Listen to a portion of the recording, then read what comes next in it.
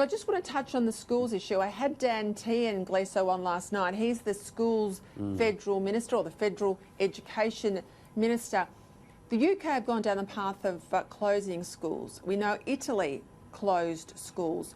We also know in Italy, you know, multi-generational families living together caused them a lot of grievance. It's thought that young children passed it more quickly to grandparents and others. The health experts say we should keep our schools open at this stage. You're a dad. How's that resting with parents?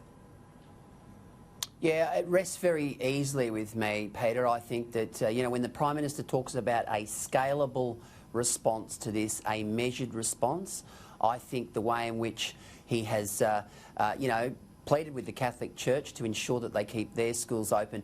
You know, if we were to close the schools now, we would place great burdens on health workers and, of course, doctors and so forth. I think they've made the right move. I do think, though, that if there's an acceleration, if there's an escalation in the number of people who contract this virus, I think it's inevitable that we'll go down the UK and the Italian path, because you can't have a situation where, you know, everything else is closed and schools are not. But I think, you know, once you close the schools, as Scott Morrison said earlier, said yesterday, once you close the schools, you really, you know, it's not just a 2-week closure. We're talking about an extended period. And look, I think they've made the right call here. Others, I know many of my colleagues and parents, friends disagree with me, but I think they've made the right call. Yeah, I think they do at this stage too, but I think it's something that will stay on the agenda. I want to look at the issue now, pharmaceutical panic buying, Tim Blair. We've had the supermarkets and the panic buying. We've had a lot of people go outside into country areas, and I'll bring a story to you from country Victoria tomorrow night, where shelves are being raided by city people. I am more and more concerned that it's not people buying them because they need these things and they can't get them in the city. It's profiteering. And as Peter Dutton alluded to today on Radio 2GB, some of it's going overseas. Let's see if we've got that grab.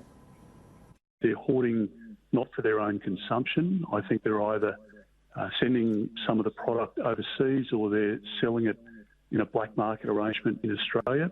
I'm going to come after those people, and I'll give them a fair warning now. It won't be a pretty experience when we deal with them, because the Australian Federal Police, the Australian Border Force, New South Wales Police, Victorian Police and elsewhere are onto this at the moment. Well, Tim, we're talking about putting police in supermarket aisles. I heard someone talk about the army, for God help us, for God's sake. Surely it hasn't got to this. Well, evidently it has. I mean, I was talking to a friend this morning in Melbourne. He looks after his elderly mother. She's got a range of age-related health issues. He went to fill in get a prescription filled, and was knocked back because they've now established various limits, and there was a certain drug wasn't available, prescription drugs. Now, people are going to country towns, and they are, you know, country towns are an easy target for this sort of thing, because, you know, a chemist shop will generally hold a certain amount of stuff no matter where it is in Australia. And a country town will often be oversupplied with pharmaceuticals. So when city people are going there and raiding them, especially if they're doing not just their own medicine, it's small. Yeah, well, this really stinks, because people in a country town, Gleeson, and you have a program that goes out to regional Australia every night. People in country towns is often lower incomes, a lot of older Australians. Many of them lack the transport to go into a city, to hit another supermarket in the city to get what they haven't got. This is, coin the PM's phrase again here, this is un-Australian. It's got to stop. It is un-Australian, and some of the tactics, some of the things that we've seen in the last 48 hours, I mean, that grub in Lismore in northern New South Wales, who basically started attacking a couple of people at a supermarket because he couldn't get what he wanted. I mean, that was extraordinary. But look, you know what, Peter, there is also some good news. Now, I was at the chemist yesterday, and I got a couple of things that I needed for my asthma, which is sort of traditional. I always get that sort of stuff. And I just happened to head back downstairs, put the groceries in the back of the boot, and I left my pharmaceuticals in the supermarket tray. Now, I rang the chemist, and someone had actually handed it in. And, you know, I mean, we hear a lot about the drongos and the idiots who carry on. But there are good people out there, and I think in general, Peter, most people are doing the right thing. I don't know why we've got this fascination at the moment with toilet rolls. It just does my head in. But let's just hope that as we go forward, and I did speak to the chemist, and she said, look, we're fine. We've got plenty of stuff, but we are rationing because people don't need to come in and get 5 scripts filled out. They just need one. Yeah, look, I think I might be able to Peter, put yeah, Tim, just let me put up something on the screen for people at home. There's a good news story. Great company in Victoria, Dexter Gordon is the bloke's name. It's Dexter Cleaning. They donated 8,000 toilet rolls to low-income people, vulnerable people, older Australians. They rang up and said they had it, they want to help.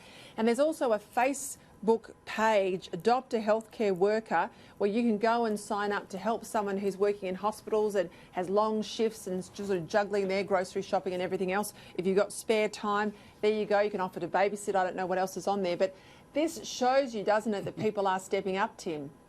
Absolutely. And also just wanted to make one point about, we always, it's a kind of a cliched image of people being arrested and locked up and their fellow lags ask them, what are you in for?